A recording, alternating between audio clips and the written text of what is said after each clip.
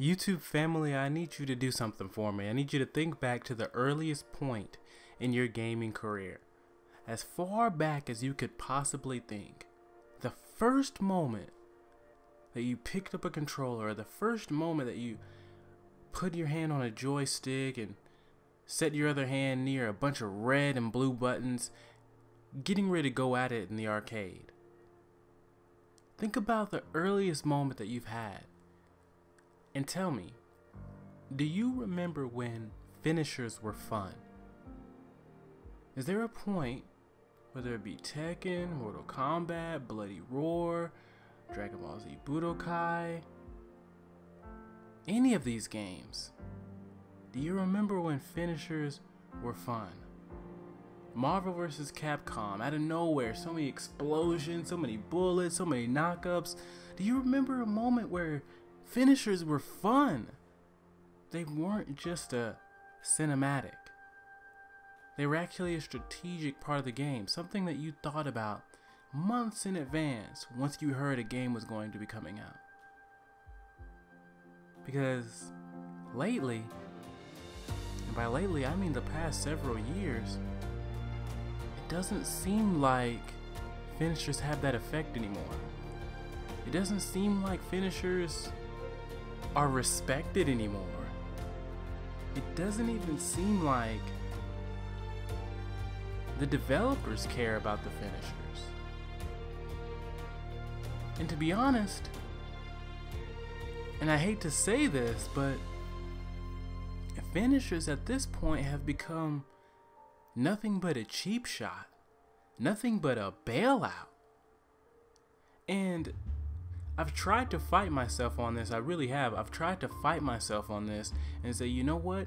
It's just an aspect of the game and people use it to their advantage. But I can't allow myself to simply just say that anymore.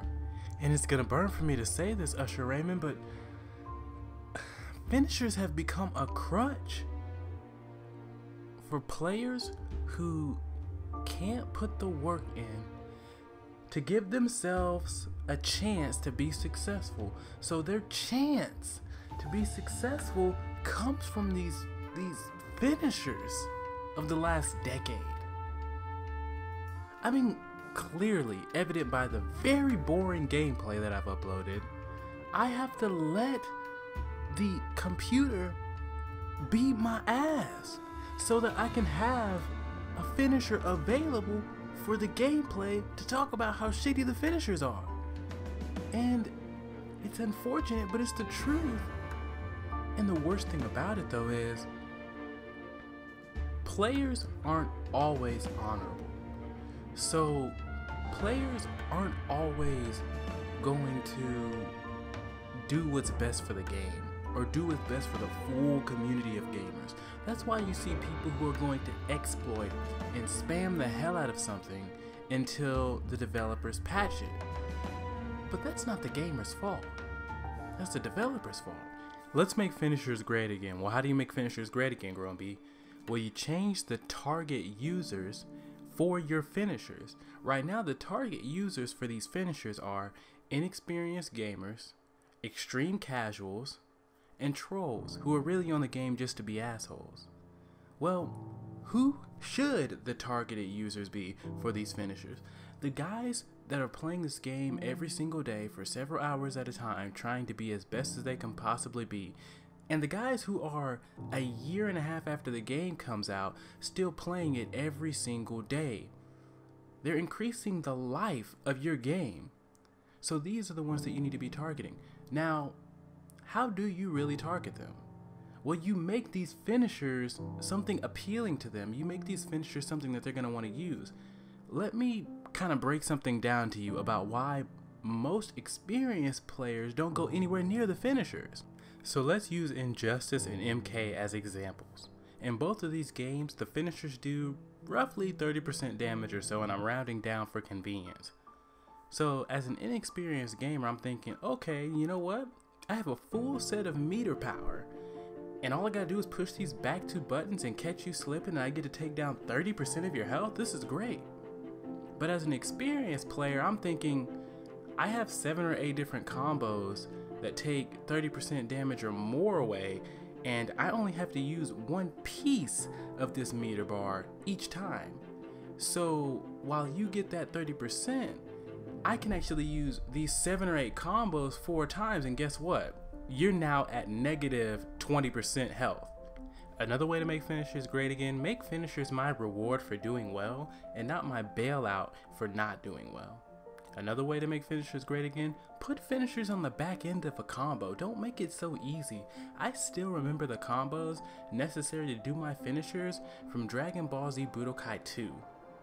Over punch punch kick kick and E, which translates to forward square square square triangle circle. Or punch punch kick kick E square square triangle triangle circle.